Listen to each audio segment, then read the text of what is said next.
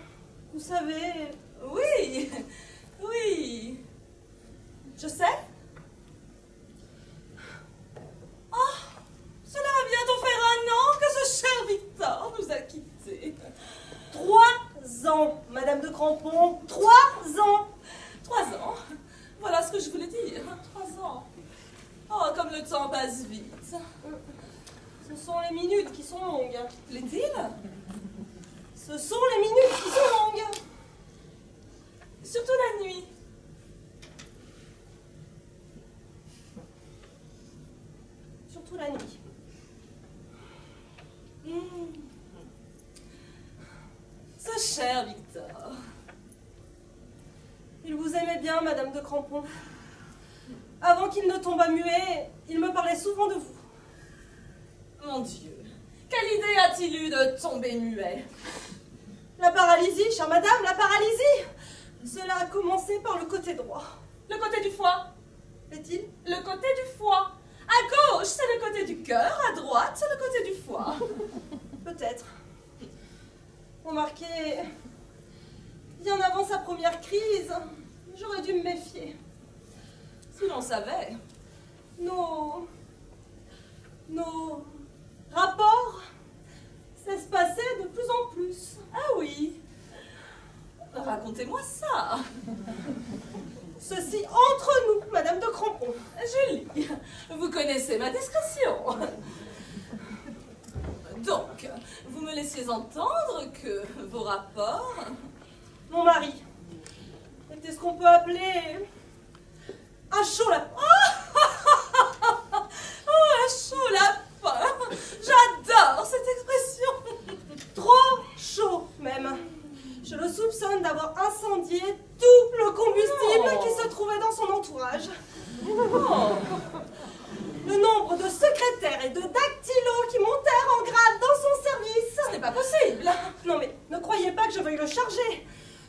Ce pauvre cher Victor, je lui procurais volontiers toutes les femmes de l'univers, si cela pouvait le faire jaillir de son tombeau. Vous iriez jusque-là?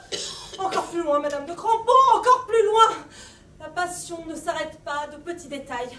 Le tort que j'avais de son vivant, c'était précisément de m'y arrêter. Quand je pense à la scène que j'ai faite à la crémière... Oh, parce que la crémière aussi. Oh, tout ce fromage blanc en pleine figure. Oh, Victor! Victor, je te demande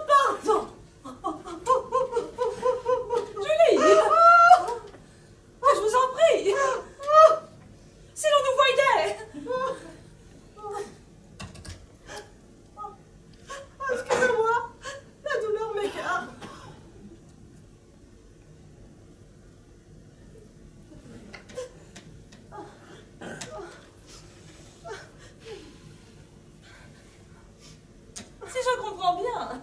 Victor vous négligeait. Moi? Pas du tout. Eh bien, Mais comme je vous l'expliquais, avant sa paralysie, mon époux n'était déjà plus le même. Ah. Nous restions parfois 10 jours, oui, 12 jours, oui. 13 jours sans. Ah oui, oui, oui. Alors, d'abord, je m'étais accusée. Julie, tu es froide. Julie, tu n'atteins pas les sommets de ton Victor. Julie, tu manques de souffle. Il était très exigeant. Exigeant. Oui et non. Raffiné surtout. Raffiné. Oh. Il s'appelait Badouin, comme vous savez, Victor Badouin.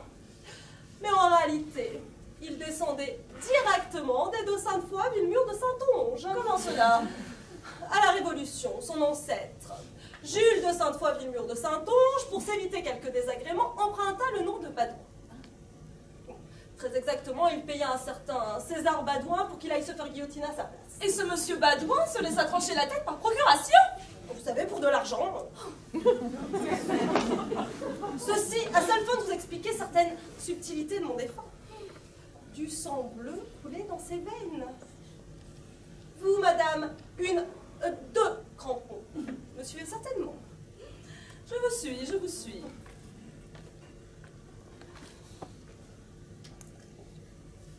Donc, on revient à ce qui nous occupe. Après m'être d'abord accusée, je me rendis compte que j'exagérais mon incurie en ce domaine, que ma froideur pouvait nourrir des feux redoutables. D'autres anguilles sont sous roche, pensais-je. Et un soir, alors qu'il rentrait encore plus tard que de coutume, j'allais le trouver dans la salle de bain. Je fermai la porte à clé et je lui dis: Victor, j'en ai assez. Choisis, c'est moi ou Barnabé. Barnabé? Oui, Barnabé, le nouveau comptable.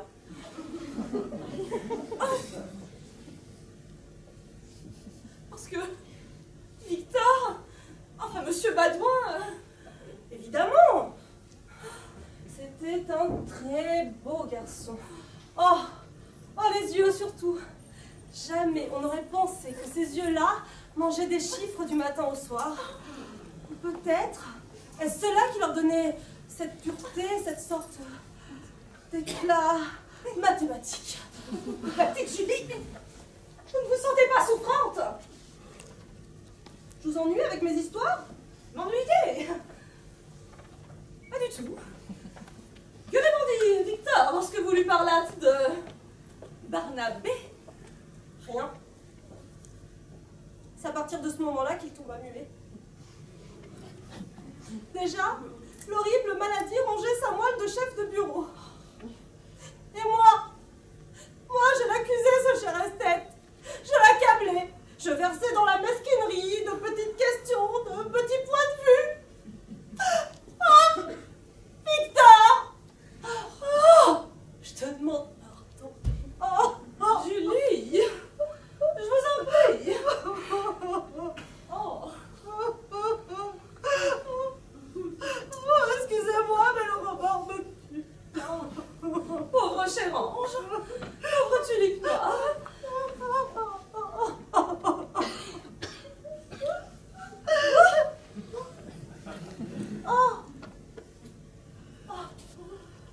Vous êtes trop bonne, madame de Crampon. Julie, Julie, je ne suis pas Victor. On dit ça. Je suis un peu dignité, redressez-vous.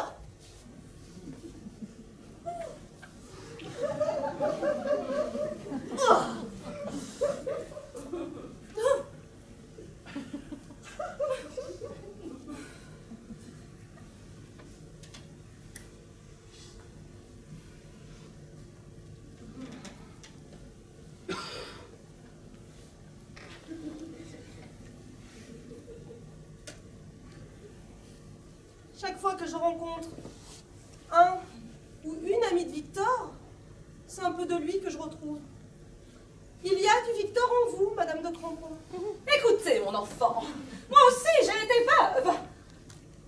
Je veux dire, j'ai traversé bien des épreuves au cours de mon existence. Je n'en suis pas morte. Vous en mourrez, Madame de Crampon. Vous en mourrez. Allons, mon enfant, vous êtes encore jeune. La terre continue de tourner, les feuilles de grimper aux arbres, l'océan joue du bignou, les petites filles sautent à la corde, les oiseaux cuits-cuits, toute la France. Les oiseaux. Victor aimait tant les oiseaux. Madame de Crampon, donnez-moi votre chapeau. Mon chapeau? Oui, votre chapeau qui est plus qu'un chapeau, qui est un ramage, Madame de Crampon, un ramage, je vous en prie. Mais vous n'y songez pas. Vous voudriez que je reparte tête nue? Je vous donnerai le mien si cela peut vous faire plaisir. Mais j'ai pas besoin qu'on me fasse plaisir. Chaque chose a sa place. Oh, il aimait tant les oiseaux, Victor. La première fois qu'il viola une petite fille, je lui demandais très doucement pour ne pas le froisser, mais Victor, pourquoi tu fais cela? Vous ne savez pas ce qu'il m'a répondu? Ma foi non. Parce qu'elle ressemblait à un petit oiseau. Oh, c'est un poète, mon Victor. Ce n'est pas possible. Un homme si distingué, si ponctuel. Jamais un mot plus qu'un autre. Cher grand ami, Victor me commande ce chapeau, plumé ou déplumé, je l'obtiendrai.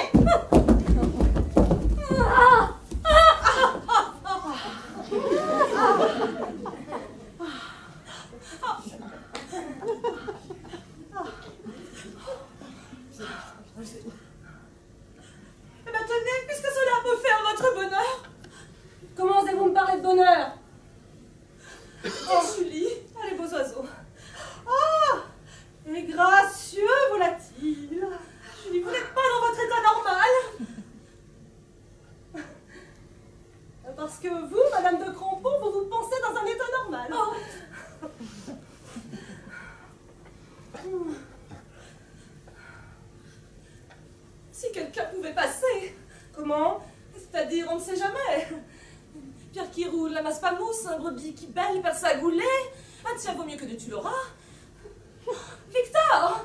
Parlez-moi encore de Victor. La première fois que je l'ai rencontré, c'était à l'enterrement de votre grand-mère. Vous vous souvenez de l'enterrement de votre grand-mère? C'était le bon temps. Je me souviens, c'est lui qui l'a tué. Remarquez, passé un certain âge, il est indécent de ne pas mourir. Non seulement indécent, mais immoral. Très juste. Vous voulez que je vous raconte l'histoire? C'est-à-dire, il se fait tard. On bavarde, on bavarde. Ma grand-mère, comme beaucoup de vieillards, adorait les confitures. La gelée de groseille, surtout. Gelée de groseille. Elle aurait donné son âme pour un seul pot. Et un dimanche d'avril, alors que nous étions en famille, nous remarquâmes que Victor s'était penché à son oreille pour lui glisser quelques mots dans le tuyau. 10 minutes plus tard, l'heure de place se trouvait vide. Victor me lâche. Je Où sens mon cœur qui pouvait-il me lâche. Ah oui, où pouvait-il être? Dans la cave. Victor l'avait coincée entre deux pots de confiture et avait abusé d'elle. Quand nous arrivâmes, trop tard, elle était morte. Morte. Comme quoi, la gourmandise est toujours pure. Naturellement, motus. Chacun fit comme s'il n'avait rien vu. Dans la famille, nous sommes très chatouilleux sur l'honneur. Vous savez que Victor avait la rosette. Morte. Eh bien, Madame de Crampon, vous ne vous sentez pas bien? De l'air. De l'air. Allons, Madame de Crampon, vous n'allez pas partir. Ah, je voudrais bien. De l'air. Ouvrez les fenêtres. Oh, Madame de Crampon, c'est moi qui suis folle, c'est pas vous. Ouvrez les fenêtres. Laissez rentrer les oiseaux. Ah, c'est votre chapeau que vous voulez? Eh bien, tenez, je vous le rends.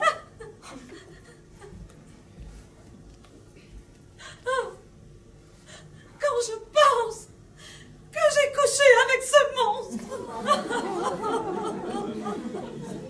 Qu'est-ce que vous dites?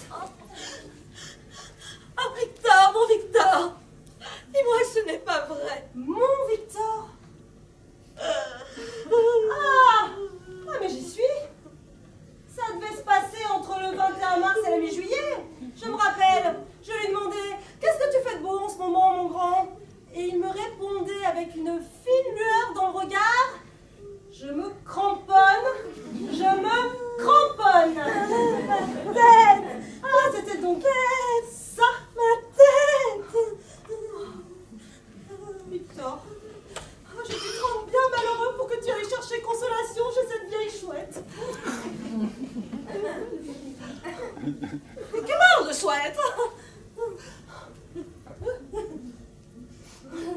Pardon, mon grand. Toi, dont l'ombre couvre encore toutes choses. Qui est cette femme? Comme elle paraît souffrir. Qui êtes-vous, madame? Qui suis-je? Oh, cruel destin de la femme qui ne peut être qu'en n'étant pas, qui ne peut se trouver qu'en se perdant. Comment puis-je ne plus être afin d'être, puisque l'objet de ma perte n'est plus? Vous avez perdu quelque chose. Je fais semblant d'être, et ce faisant, je trompe l'univers. Je trompe le plus petit brin d'herbe, le moindre tétard, le moindre bourgeon. Je me trompe moi-même, et je trompe Victor. Pardon, mon grand. Victor. J'ai déjà entendu ce nom-là quelque part. Oh, ce corps inutile, qui singe les gestes des vivants, n'est qu'une terrible vacuité, incapable de donner réalité à la plénitude. Veuve! Je suis veuve! Oh, vous êtes veuve! Je me disais aussi. Oh, je suis amputée! Comme la terre serait amputée du ciel!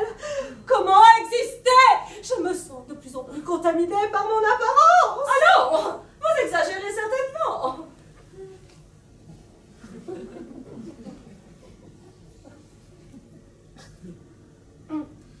La douleur a fait vaciller mon esprit.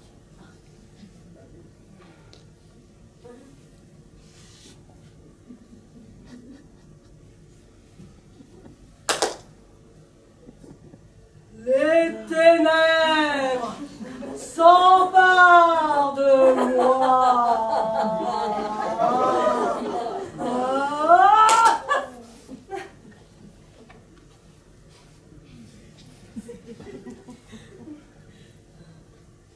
Où suis-je?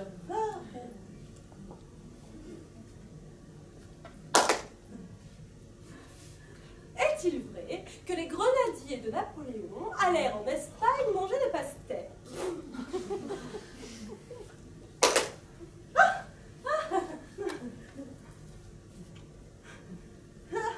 Qui êtes-vous, madame? Votre ami. Votre ami. Nous avons déjà dû nous rencontrer, Le monde est si petit. surtout lorsqu'une peine incommensurable l'habite.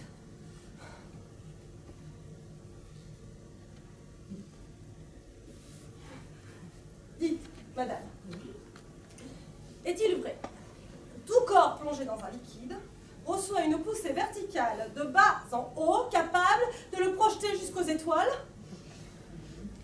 C'est exact. Oh. Alors, je vais aller me noyer. Oh. Hé, voyons, ne dites pas de bêtises. Ouh. Ah, tenez, asseyez-vous. Voici deux chaises qui semblent avoir été créées exprès pour vous et moi. Elles sont bien bonnes.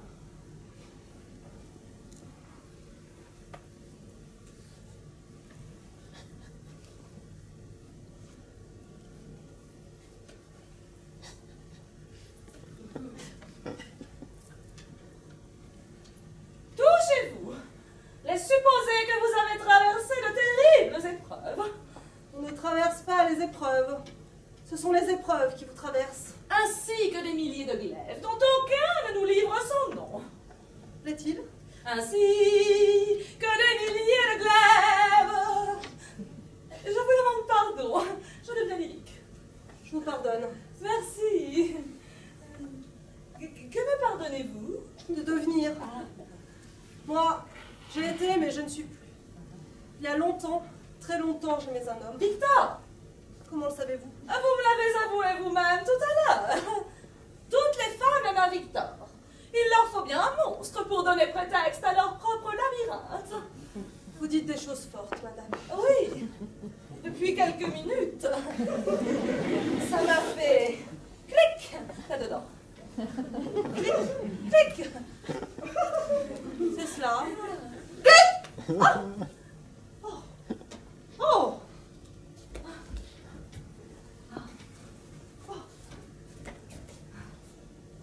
Vous portez un madame.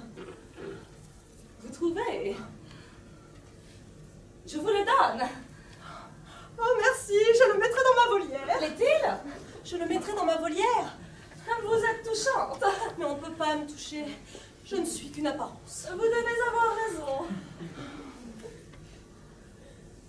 Suzanne, rends-moi mon chapeau. Non. Oui, il doit être au moins 6 heures. Oh, tu crois, Honorine? 6h15. Oh, attends, 5 minutes seulement, là. Non, je t'assure, ma petite Cagne, il faut rentrer. Oh, attends, mais aujourd'hui, mais nous sommes sublimes. Et les dialogues, oh, j'en ferai mieux encore. Ah ouais, moi aussi. Le moment de la grand-mère et du pot de confiture. Oh là là. Mais il y a les contingences et le temps presse. Ah, les contingences. Eh ben les machines à laver, la viande à mastiquer, les journaux à balancer, les enfants à fouetter. Allez, du nerf, ma petite Suzanne. Nous reviendrons demain. Demain comme hier et comme après-demain. On reparlera de Victor? Oui, si tu veux. Oh, et j'emmènerai mon perroquet. Ah oui, amène ton perroquet et moi, je mettrai ma robe de mariée avec le brassard noir. D'accord, ma petite Suzanne.